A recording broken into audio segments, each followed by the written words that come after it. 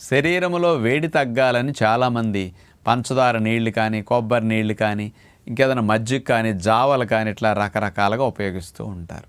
అసలు వేడి తగ్గాలి అంటే నీరు త్రాగటం అన్నిటికంటే ఉత్తమమైన పని. శరీరంలో నీరు తగ్గిందని వేడి చేసి హెచ్చరిస్తున్నది. అది ఎలా అంటే రేడియేటర్లో నీళ్లు తగ్గినప్పుడు కారుకి వేడి చేసినట్టు లక్షణాలు తెలుస్తాయి కదా. మన శరీరంలో నీళ్లు తగ్గాయని శరీరం వేడి రూపంలో హెచ్చరిస్తుంది. అందుకే నీళ్లు తాగాలి, కానీ నీళ్ళు ఎక్కువ ఉండే ఆహారాలు మీరు తాగుతున్నారు. 4 లీటర్ల నీళ్లు తగ్గకుండా ప్రతిరోజు కనుక మీరు త్రాగగలిగితే వేడనే మాట మీ నోట పోవటానికి 2-3 రోజులు కూడా మీకు పట్టదనమాట. అందుకని ఉదయం పరగడుపున 2-2.5 లీటర్లు తాగండి. టిఫిన్ తిన్న దగ్గర నుంచి మధ్యాహ్నం సాయంకాలం లోపు మిగతా 2 లీటర్లు 2.5 లీటర్లు తాగటానికి ప్రయత్నం చేయండి. ఇట్లా 4-5 లీటర్లు తాగితే ఆరోగ్యానికి వేడికి చాలా మంచిదన్నమాట.